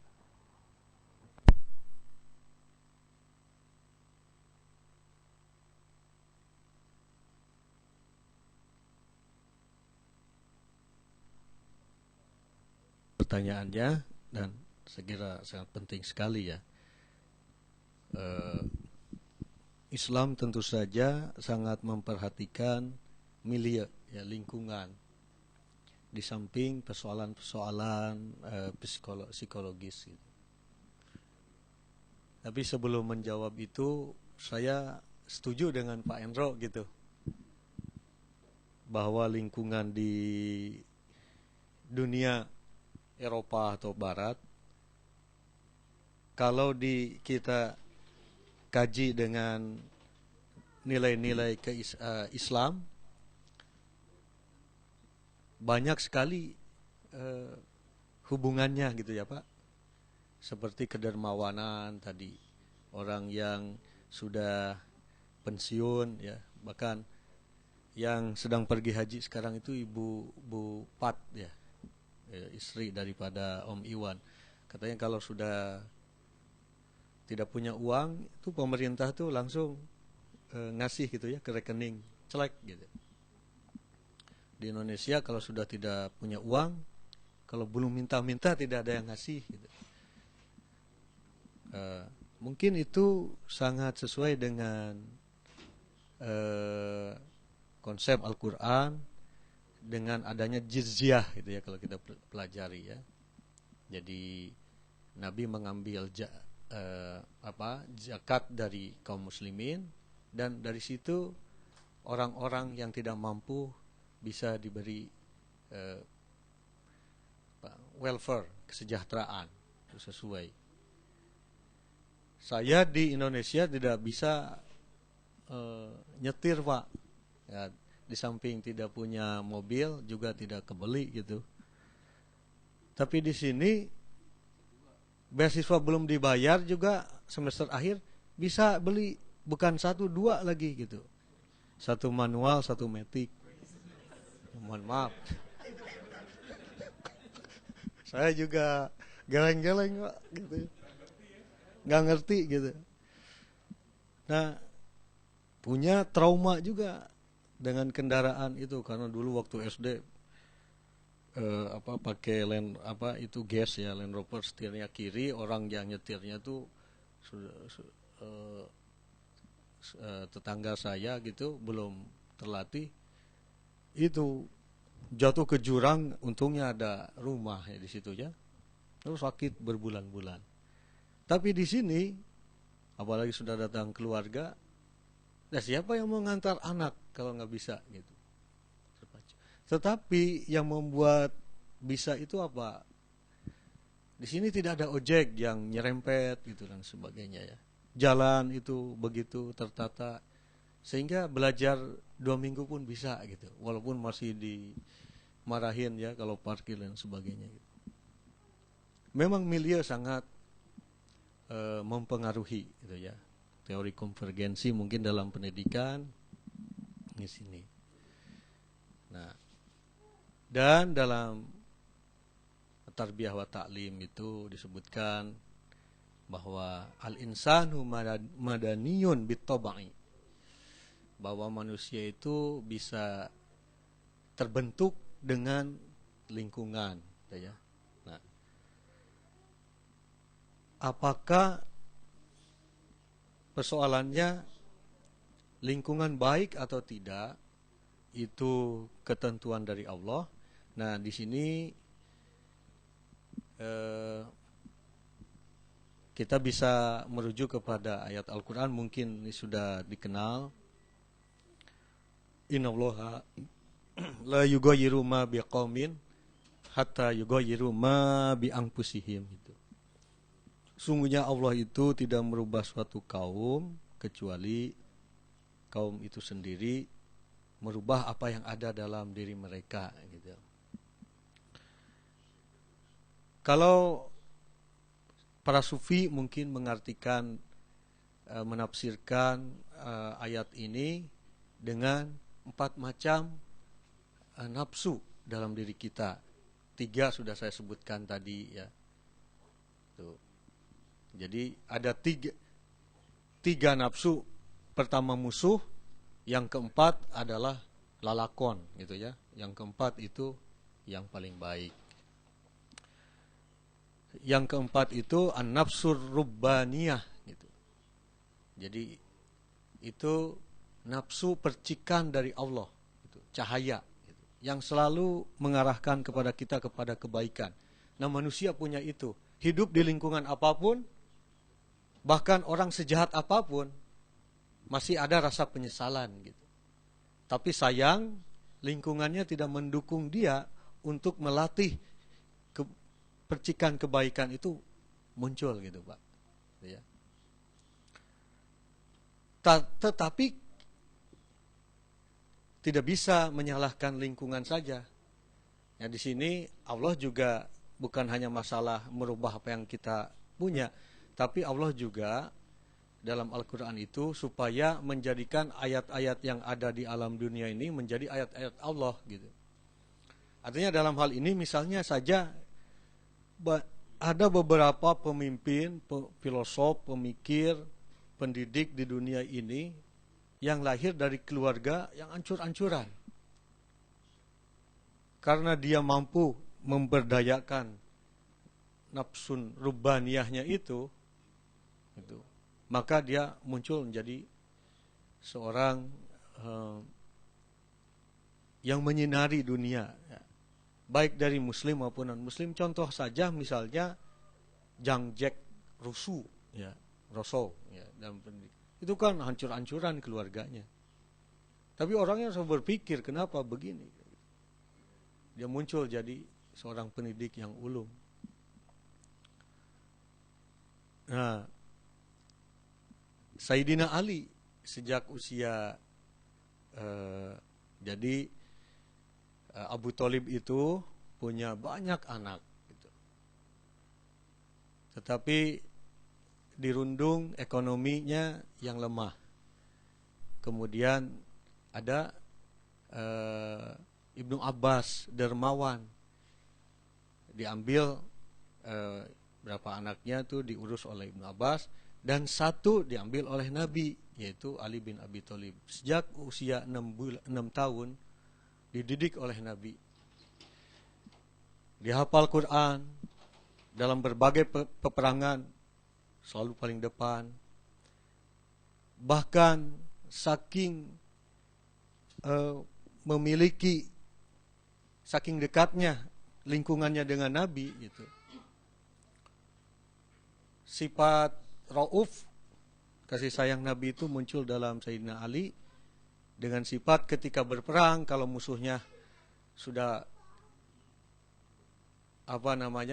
menyerah, tidak dia serang, atau musuhnya tahu kelemahannya, diantaranya Khalid bin Walid sebelum masuk Islam ketika dalam sebuah peperangan, kelemahan Sayyidina Ali ini tidak mau melihat aurat, apalagi aurat laki, apalagi aurat perempuan. Ketika kalah jatuh gitu, mau diunuskan pedang kepadanya, dia buka. Akhirnya Ali berpaling gitu, tidak mau membunuhnya. Nah karena itu lakob dari titel yang diberikan ke Sayyidina Ali itu kan karamallahu wajhah, Allah memuliakan wajahnya. Jadi kalau diantara Bapak Ibu sekalian yang pandai menahan matanya, ya, telinganya dari hal-hal yang pornografi, itu sebenarnya karamallahu wajhah itu yang gitu ya. Nah, jadi ya nafsun rubbaniyah itu memiliki tiga tantangan. Yang pertama nafsun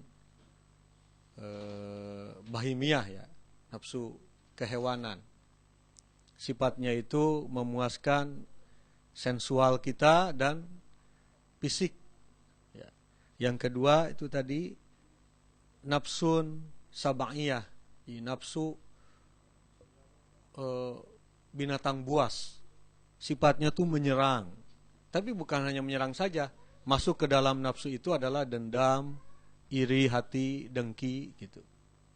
Yang ketiga nafsun syaitoniyah, sudah membenarkan dosa-dosa yang dia perbuat gitu. Mungkin saja menurut Pak Gun-Gun tadi, kalaupun beli jilbab gitu ya, mungkin punya uang banyak tapi beli yang murah misalnya ya. Jadi menjustifikasi gitu. Nah, di sini jadi ada faktor lingkungan, tetapi bagi orang mukmin dimanapun dia berada, dia akan menjadi miskat. Dia tidak akan menjadi hakim, miskat. Jadi adanya dia orang lain bisa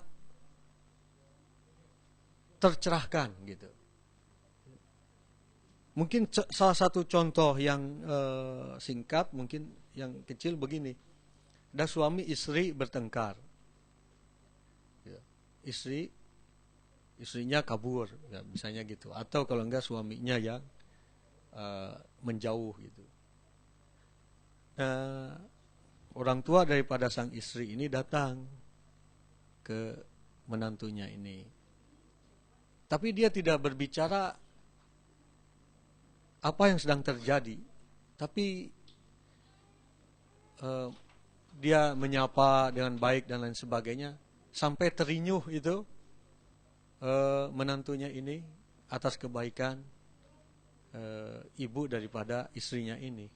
Terinyuh sehingga merasakan dirinya salah. Itu adalah seperti itu, Pak. Contoh yang lain misalnya miskat itu ya. Orang yang nafsun rubbaniyahnya itu dinaikkan, lingkungannya ancur-ancuran misalnya, bahkan dia sendiri dihujat dan sebagainya, atau bapak ibunya keluarganya dihina. Tapi bagi orang yang punya nafsun rubbaniyah itu akan begini, wahai saudaraku misalnya, jika benar apa yang engkau katakan tadi tentang ayah saya, maka aku berdoa semoga Allah meringankan dosa untuk ayah saya. Tapi jika salah engkau tentang hal itu, semoga Allah mengampunimu. Gitu. Nah, itu seperti itu, Pak. Jadi Allah Al-Quran memang mengakui bahwa lingkungan itu sangat mempengaruhi seseorang, tetapi Al-Quran juga memberikan dorongan kepada kita, mestinya kita tidak kalah dengan lingkungan, tidak kalah dengan perasaan. Kita harus berada di atas perasaan kita, di atas lingkungan kita, dan menerangi alam sekitar kita, bukan hanya menyalah-nyalahkan saja gitu. Kalaupun Indonesia seperti itu beda dengan Australia, tapi pertanyaannya adalah sejauh mana perbuatan kita menerangi lain, misalnya minimal keluarga kita gitu. Jadi karena itulah Nabi diutus bukannya di daerah Sunda, mungkin wah daerah Sunda yang terlalu enak sekali gitu, atau di Indonesia, tapi di gurun pasir yang panas ya, daerahnya terjal dan itu memungkinkan temperamennya keras di situ, tapi toh Nabi bisa menerangi gitu. Saya kira dengan kehidupan Nabi itu menjadi jawaban bagi kita bahwa lingkungan itu tidak bisa kita salahkan gitu. Kita harus perbaiki mulai dari diri kita dan menerangi lingkungan gitu. Tapi memang itu sulit gitu kan. Ila alal khasiin gitu. Orang-orang yang khusyuk gitu, yang jiwanya bergetar kepada Allah Subhanahu wa taala gitu. Karena kalau kita sudah jatuh pada perilaku menyalahkan lingkungan, mungkin saja kita nanti minggat dari lingkungan itu. Ditegurlah Nabi Yunus, kembali lagi gitu ya. Walau sejelek-jelek apapun itu harus kita perbaiki gitu kan. Toh ada kiai di Madura kalau tidak salah mendapatkan penghargaan apa Pak kalau di kota itu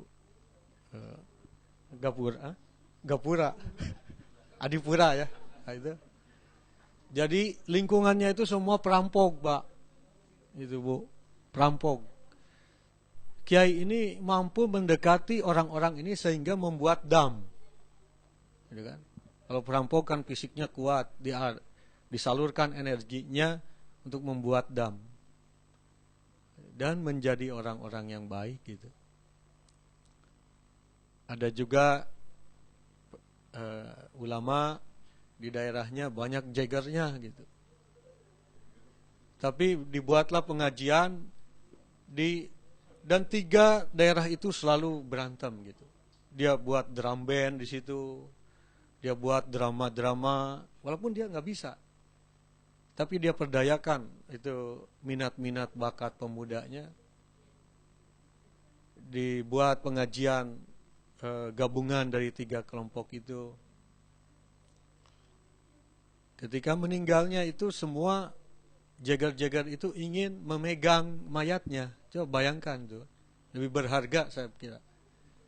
Banyak orang yang meninggal dalam keadaan mungkin menyalahkan jagar-jagar itu, tapi ini dari masjid itu sampai ke rumah sang kiai itu semua pengen memegang. Saya terharu sekali melihat pemandangan itu, dan ketika tadi itu difilmkan oleh salah satu pemuda, semuanya adalah pemuda-pemuda yang dianggap oleh orang itu tukang pukul gitu. Ya. Tapi luluh oleh sang kiai ini dan semuanya mengiring ikut jenazahnya gitu. Saya kira itulah orang yang menyinari. Islam itu mengajarkan kepada kita untuk menyinari lingkungan dengan nafsun rubaniyah gitu. Bukan untuk menyinari orang dengan 3 nafsu yang sebelumnya. Jadi karena itu Allah pasti akan merubah gitu, lewat seorang itu. Maka orang yang bisa merubah itulah nexus. dari rahmat Allah tersebar melaluinya, dan dari situlah syafaat mengalir gitu. Nah, gitu. Saya kira gitu Pak Hendro ya. Terima kasih Pak. Gimana Pak Hendro? Cukup baik. Baik, silakan ibu-ibu atau bapak-bapak yang lain yang ingin mengajukan pertanyaan. Mungkin biar sepasang Bu Titin, naik Bu Titin. Ini ada Pak Hendro pasangannya. Gak ada lagi. Oh, silakan Pak Hendro.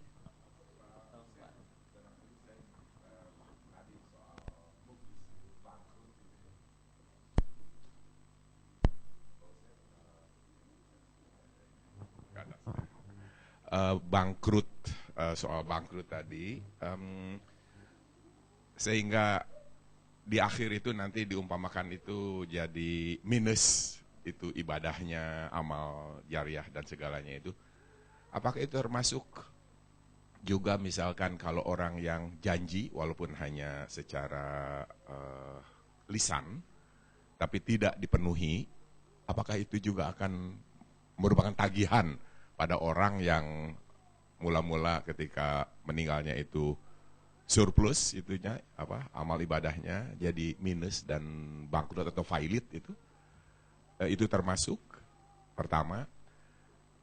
Kedua, kalau misalkan saya pernah ada yang bertanya itu orang yang dititipi itu dari tempat jauh itu kemudian dititipi sesuatu untuk keluarganya, karena satu dan lain hal itu tidak sampai delivered itunya, itu tidak disampaikan karena satu lain hal. Tapi orang ini rupanya merasa berdosa dan tidak tahu kemana dia harus membayar misalkan beberapa tahun kemudian. Tapi dia tetap merasa salah karena amanah yang diberikannya itu tidak tersampaikan kepada yang si alamat. Bagaimana cara menebus dosanya itu dalam Islam? Apakah dengan amal jariah kepada siapa saja? Kalau dicari ahli warisnya misalnya tidak tahu kan itu orangnya itu karena dari pulau yang berlainan. Barangkali itu merupakan hal yang lazim ya untuk orang-orang yang lupa atau sengaja lupa tidak menyampaikan amanah.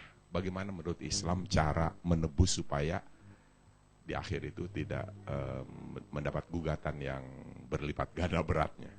Terima kasih. Assalamualaikum.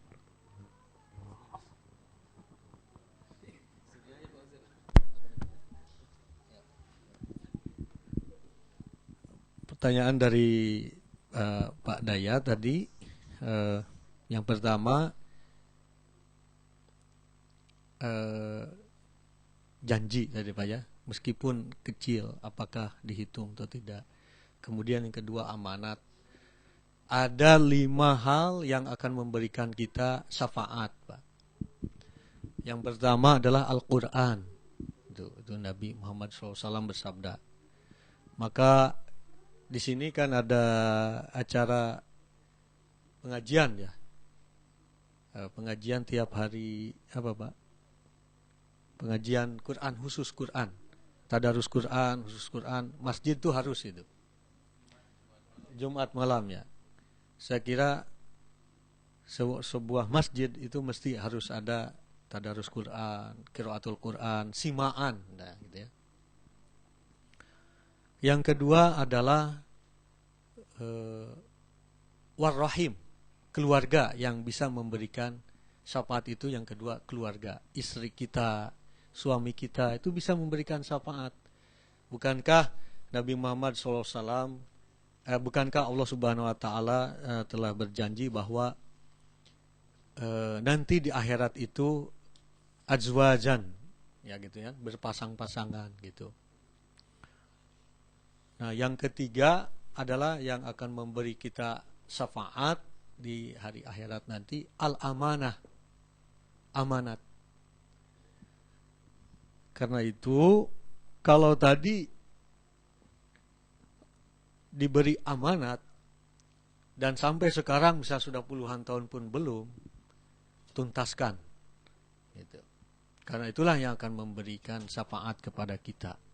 Saya masih ingat waktu dulu mau berangkat sekolah itu S2, terus kita mau berangkat, ada yang mau nitip, ya. Udah mau berangkat ada yang mau nitip, ya. Sudah dikunci koper, tapi almarhum ayah saya tuh dengan entengnya, hati-hati ini punya orang, katanya harus sampai. Waktu itu bagi saya, kenapa tidak tolak saja gitu ya. Ternyata beliau punya keyakinan malah inilah yang akan mengantarkan syafaat gitu, kalau sampai kepada tujuannya. Pas pulang itu pas Gus Dur jadi presiden di Masjid Den Haag itu, Masjid The Hague itu pemberian Pak Prabowo Tejo. Di situ yang syekhnya itu adalah temannya Gus Dur. Pulang duluan, nitip lagi gitu. Kasihkan gitu. Ternyata hal-hal seperti itulah yang akan memberikan kita syafaat, Pak. Siapa sih yang senang dititipi? Gitu. Titip itu ya, mau pulang ya? Oh ya. Titip ada microwave. Oh, wah. Ya. Oh itu Pak, tergantung Bapak Ibu saja mau syafaat atau enggak gitu. Ya. Kalau tidak mau ya tolak gitu. Kalau mau merasa banyak dosa, mungkin ini yang mengantarkan saya syafaat. Itu silakan gitu ya. Kemudian yang keempat, jadi menurut saya Pak, harus dapatkan itu. Harus dapatkan untuk menebus tadi minimal saudaranya gitu. Minimal saudaranya, yang hak. Bukankah Imam Syafi'i itu lahir dari seorang ayah yang memakan apel yang ada di sungai, baru sedikit dia makan, ingat, ini jangan-jangan apel yang jatuh dari pohon siapa? Dicari-cari, ya. Boleh gitu. Ketemu kan? Itu Imam Syafi'i. Ketemu, akan saya maafkan dengan catatan nikahilah anak saya gitu. Dan lahir seorang alim. Gitu ya. Jadi jangan takut gitu, kalau mau dapat syafaat ya kejar itu. Siapa tahu dari situ nanti akan melindungi kita dari api neraka gitu Pak. Minimal saudaranya atau minimal kenalannya gitu.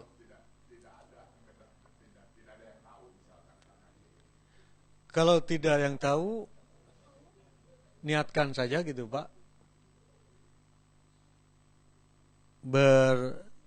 Bersedekah, berderma. Dan setiap berderma itu, dan sedekah itu tidak sekali, kan? Bahkan baiknya sedekah itu sebelum berdoa itu sedekah. Gitu. Kita tiap hari diwajibkan berdoa, tiap harilah bersedekah. Gitu. Sebelum sholat tahajud, paginya keluar dulu sedekah dulu. Kalau di Indonesia minimal tuh ya minimal berapa? Mungkin minimal kalau 50.000 mungkin terlalu besar di Indonesia ya. 10.000, 5.000 gitu ya, sedekah dulu. Niatkan aku sedekahkan ini untuk aku berdoa nanti, semoga sampai doaku kepada Allah mengganti tentang amanat yang tidak disampaikan. Sambil kita juga mencari siapa saudaranya paling tidak. Nah, pencarian itulah yang dinilai oleh Allah sebenarnya, itulah getaran jiwa. Gitu, Pak. Tapi kalau udah sedekahin aja, kan udah sedekah, saya sudah aman, tidak ada getaran lagi, tidak terhitung lagi. Gitu. Karena yang dilihat tuh jilla wajilat qulubuhum, kan gitu kan, orang mukmin itu bergetar hatinya. Jadi sampai sudah sedekah pun sudah niatkan, ketemu sampaikan. Yang keempat adalah Nabi Yukum, yang akan memberi syafaat itu adalah nabimu. Nah, kalau kita kan Nabi Muhammad SAW. Ini dalam kitab Manaqib. Kemudian ahlu Nabi Yikum, dan keluarga Nabi.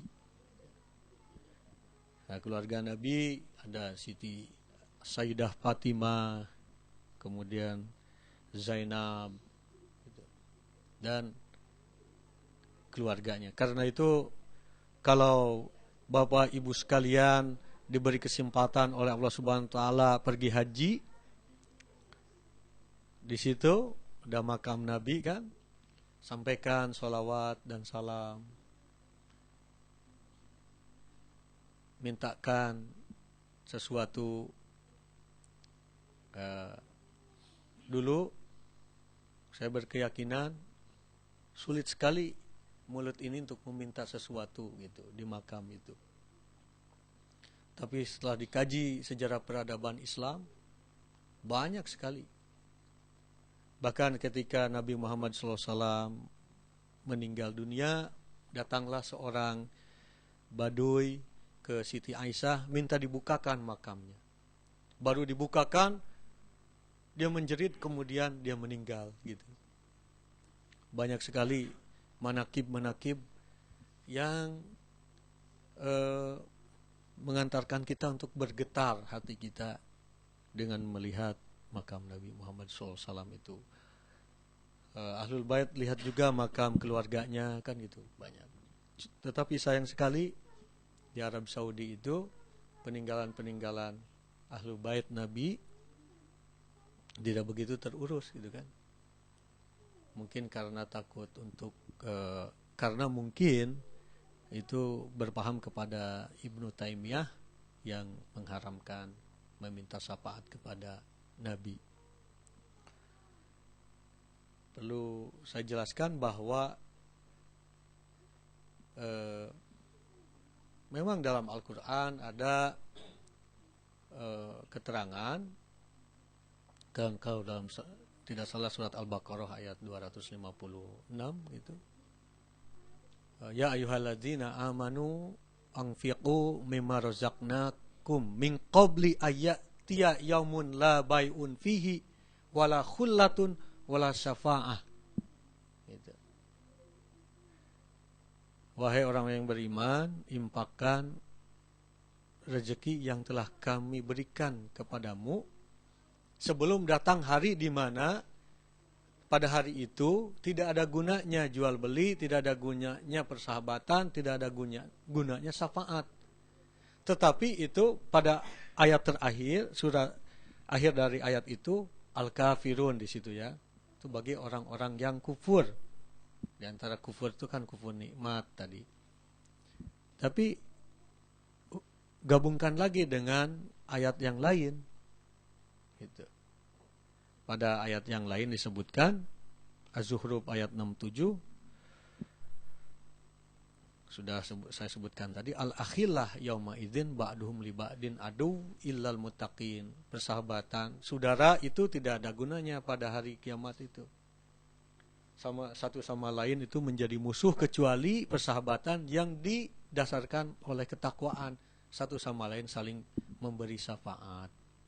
Ya Allah, jangan Engkau masukkan orang ini ke dalam api neraka karena saya tidak tega saya berikan kebaikan saya untuk orang ini, seperti itu. Siapa tahu, Pak, kalau terus pencarian itu dilakukan, belum sampai sekarang amanat itu muncul. Kalaupun tidak sampai, tapi terus mencari, pencarian itu siapa tahu yang nanti akan muncul sebagai makhluk yang putih. Kan gitu. Di hari kebangkitan nanti ada makhluk putih gitu. Kita dituntun gitu. Jangan ke sini, nanti masuk ke jurang. Nah, itu adalah ternyata kebahagiaan dari getaran-getaran jiwa kita yang muncul dalam perilaku membahagiakan orang lain. Sholat kita kurang, zakat kita kurang, ini kurang. Dan itu diantaranya juga kumpulan dari cinta kita kepada Nabi Muhammad SAW. Ada Nabi Muhammad ketika mau memimpin sholat, ada orang Badawi gitu, masuk ke tempat Nabi. Nabi sebentar, bagaimana saya bisa masuk surga? Nabi tidak menjawab, terus aja sholat. Nah, ketika sholat itu, malaikat Jibril memberikan jawabannya, dan Nabi kemudian setelah Assalamualaikum, siapa tadi yang bertanya? Orang, saya katanya. Kata Nabi, apa yang telah kamu siapkan untuk hari akhir nanti? Saya sholat tapi tidak banyak, saya puasa tapi tidak banyak. Nah, tetapi bagaimana kalau begitu kamu mau masuk surga? Saya hanya cinta kepadamu, wahai Rasulullah SAW. Karena itu mungkin salah satunya kalau mau bepergian, kalau mobil mau dihidupkan, sholawat dulu. Allahumma sholli ala, kan gitu, cerek kan, nyala deh kan, bensinnya belum nyala tuh. Allahumma sholli ala Muhammad wa ala ali Muhammad 3 kali. Nah, gitu. Kalau mau turun mobil, sholawat lagi. Kalau mau tidur, sholawat lagi. Itu dihitung. Rasa cinta kita kepada Nabi. Longing for meeting with the beloved, gitu ya. Rindu untuk bertemu dengan yang Nabi Muhammad. Itu juga akan mendatangkan syafaat, gitu. Kapan saya akan bertemu dengan Allah, gitu. Karena orang yang mencintai Allah dan Rasulnya itu kalau sudah meninggal dunia bersemaya. Jadi jasadnya ada di kuburan, tapi alam barzahnya didekatkan dengan pintu surga. Gitu. Tapi kalau tidak cinta, gitu, nah, itu jauh dari syafaat. Saya kira itu mungkin Pak Dayat itu. Jadi artinya kecil besar pun akan diperlihatkan. Meskipun amanat itu kecil jumlahnya, tapi kita berusaha untuk sampai kepada yang ditujukan. Getaran jiwa kita, keinginan untuk menyampaikan amanat, itulah sebenarnya yang dihitung. Dan bisa kita jadikan sebagai latihan rohani, gitu. Yang itu akan menumpuk amal kebaikan kita di akhirat nanti, syafaat, dan di akhirat nanti itu ternyata yang menjadi hitungan itu di luar dari pemikiran kita, hal-hal yang di luar dari pemikiran kita, bisa datang dari sahabat, mungkin baik sekali kalau biasanya orang itu bertindak, ada orang itu maju atau tidak. Biasanya kalau kita teliti backgroundnya, karena persahabatan kan. Ada orang teman saya itu bisa sekolah ke Harvard. Ternyata memang dia kerjaannya waktu kuliah S1 S2 tuh dekatin orang-orang yang bisa ke situ. Terus sehingga bisa ya. Kalau dalam Islam mungkin itu tawasul gitu. Nah, ada hadis yang mungkin aneh bagi kita. Melihat wajah ulama itu sudah merupakan ibadah. Melihat Pak Gun-Gun tuh ibadah. Pak Jamroni, wajah-wajah surga gitu, ibadah. Jadi melihat Ka'bah, bahkan orang tuh saking bergetar cintanya kepada Nabi, orang mau lihat Ka'bah tuh malu gitu Pak. Saya lihat itu waktu di sana, malu.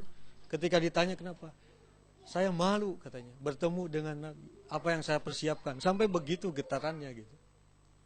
Jangan sampai pergi haji, ada getaran sama sekali gitu, rugi sekali. Gitu.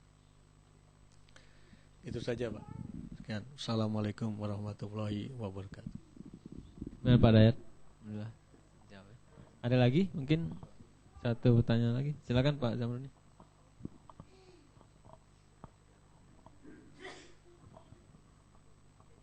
Terima kasih. Assalamualaikum warahmatullahi wabarakatuh.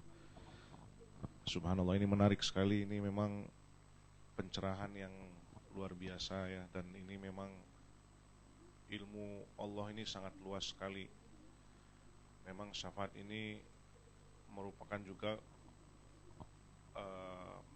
hikmah dan juga ada banyak perbedaan di antara ulama-ulama. Tapi kita tepikan dulu perbedaan itu. Memang seperti Allah katakan, innal izzata lillah wali rasulihi walil mu'minin. Jadi memang kejayaan, kehebatan ini milik Allah, dan Allah berikan juga kepada para rasulnya yang menyampaikan kebenaran Allah, dan juga kepada orang-orang mukmin yang mau menerima dan mengamalkan kebenaran itu sendiri. Jadi seperti tadi, mungkin kalau boleh digambarkan seperti payung, Allah yang memberikan payung, orang-orang yang mau bernaung ini yang mendapatkan keteduhan itu, yaitu dalam pilar Islam itu. Jadi semua benda-benda yang berhubungan dengan agama ini akan diberi nur oleh Allah, seperti orang ulama, ilmu Allah, termasuk orang-orang yang meninggal saja. Sebenarnya ya seperti itu tadi, bahwa apapun tidak akan memberi manfaat atau tidak akan memberi mudarat kecuali diberikan izin oleh Allah. Jadi kita juga tidak tahu ilmu Allah tuh hebatnya seperti apa. Bisa saja orang yang sebenarnya sudah meninggal, dia sebenarnya tidak meninggal. Seperti itu tadi, kan ada ulama yang dalam satu hadis ketika orang meninggal itu sudah putus amalnya kecuali 3. Itu termasuk amal jariah, ilmu yang bermanfaat, dan juga ya, seperti waladun soleh. Dan inilah mungkin yang pemahaman yang berkembang menjadi syafaat itu tadi Pak. Jadi nur Allah Subhanahu wa taala ini terpancar dari orang-orang mukmin yang akan memberi manfaat bukan hanya di dunia. Khairan thayyibah itu bukan hanya kehidupan saja di dunia, tapi juga di akhirat. Jadi saya yakin ya, dengan pemahaman dari Al-Quran dan hadis dengan keterangan para ulama, ya Pak Usep, yang juga saya pikir orang yang meninggal, orang yang mati tidak akan memberi manfaat atau mudarat kecuali dengan izin Allah. Satu hal lagi, bahwa saya mendengarkan satu ulama bahwa kalau kita berbeda pendapat dengan ulama lain,